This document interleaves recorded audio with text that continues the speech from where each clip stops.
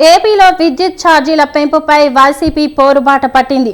తూర్పుగోదావరి జిల్లా రాజానగరం వైసీపీ కార్యాలయం నుంచి పార్టీ శ్రేణులతో కలిసి మాజీ ఎమ్మెల్యే జక్కంపూడి రాజా నిరసన ర్యాలీ నిర్వహించారు. అనంతరం రాజానగరం విద్యుత్ ఆఫీస్ వద్ద అధికారులకు వినతి పత్రాన్ని అందజేశారు. ఎన్నికల్లో ఇచ్చిన హామీలు అమలు చేయకుండా అధికారంలో ఉన్న కూటమి ప్రభుత్వం బాబు ష్యూరిటీ బాదుడు గ్యారంటీ అంటూ దగా చేస్తుందని రాజా మండిపడ్డారు.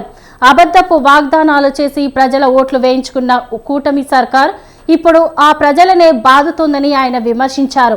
విద్యుత్ రంగాన్ని నిట్ట నిలువున ముంచేసింది చంద్రబాబు నాయుడు అని జక్కంపూడి రాజా ఆరోపించారు.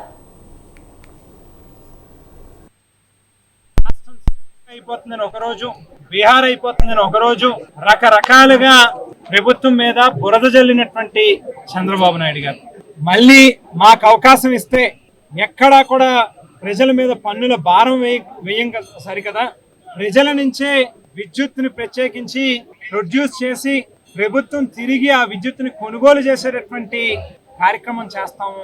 మాకు అవకాశం ఇస్తే 5 ఏళ్లలో ₹1 కూడా కరెంటు బిల్లుల్ని పెంచము అని చెప్పినటువంటి చంద్రబాబు నాయుడు గారు కేవలం 7 నెలల కాలంలోనే సూపర్ 6 మొత్తం అటకెక్కింది.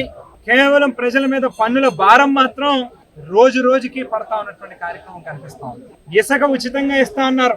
20,000 లేనిదే ఒక్క లారీ ఇసుక కూడా దొరికేటటువంటి పరిస్థితి లేదు. విపరీతమైనటువంటి దోపిడీ జరుగుతా ఉన్నటువంటి కార్యక్రమం. మరో పక్కన ప్రభుత్వం వచ్చిన ఈ అతి తక్కువ కాలంలోనే 2 పర్యాయాలు కరెంటు బిల్లుల్ని పెంచుతూ 15,000 కోట్ల రూపాయలు పేదవాడి నడ్డి విరిచేటట్టుగా కరెంటు బిల్లులను పెంచి పన్నుల భారాన్ని వేసినటువంటి ప్రభుత్వం ఈ కూటమి ప్రభుత్వం అని చెప్పి సందర్భంగా గుర్తు చేస్తా ఉన్నాం.